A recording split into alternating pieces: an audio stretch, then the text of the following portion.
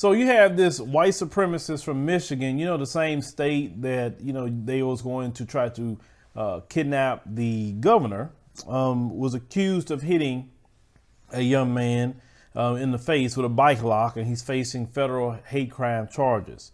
So the altercation happened June the 6th at Sterling State Park, south of Detroit, where Lee James Mouat hurled racial slurs at 18-year-old Devin Freelon and his friends. They say and told them they didn't belong on this beach. It said according to an affidavit filed in the court of the U.S. District on October 13th in support of the complaint. It said according to Freelon, it said Mouat yelled, "N-words don't belong on this beach," then walked quickly toward him and struck him in the face with a chain bike lock after catching up with the teen. They say he was treated at the local hospital, and he suffered a facial fracture, lacerations, lost several teeth. As according to the affidavit, say witnesses say they overheard the white supremacists using the N-word on several occasions while complaining about the group's loud music, saying he'll bash their heads in if they don't turn the music down. They say one of Freelon's friends yelled at the white supremacists twice, saying, and he kept saying, "This is my beach." He said refers to them by another racial slur each time.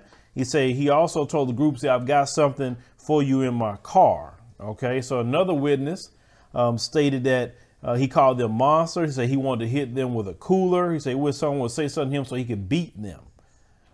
He also yelled "Black lives don't matter" prior to attacking the victim.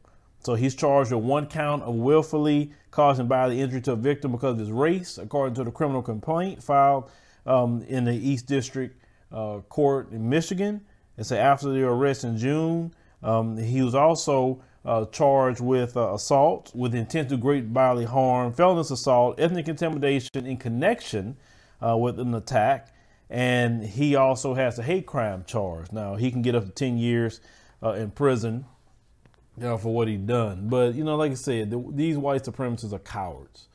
And that white supremacist cased those kids and realized those kids wouldn't give much of a fight to him. That's why he pulled that stunt. Like I say, these white supremacists are not brave at all. You never hear white supremacists trying to attack no brother or sister that's about that life. They don't do it because they're cowards. They don't want to fight on their hands. They don't want to get to get beat down to the white meat. So they're going to pick on children. They're going to pick on women, little kids. They'll do that. I say there's nothing respectable about them. That's why I look at them. I say white supremacists ain't worth a drop of piss to me. They ain't worth that. Because that's how they move and that's how they operate. So this fool need to get every year in jail. And like I said, somebody going to deal with him in there. Let's say in prison. Because there's a lot of brothers in there that can give him that work.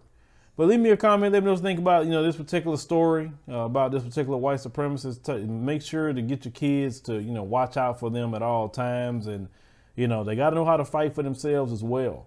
Don't let no white supremacists get in your, your space. I always tell people that. Never let nobody get in your space. I mean, whatever your arm length is, this is your space. Don't let nobody get no closer to where the tip or start to you. That's your space. Because anything closer to that, they can get at you.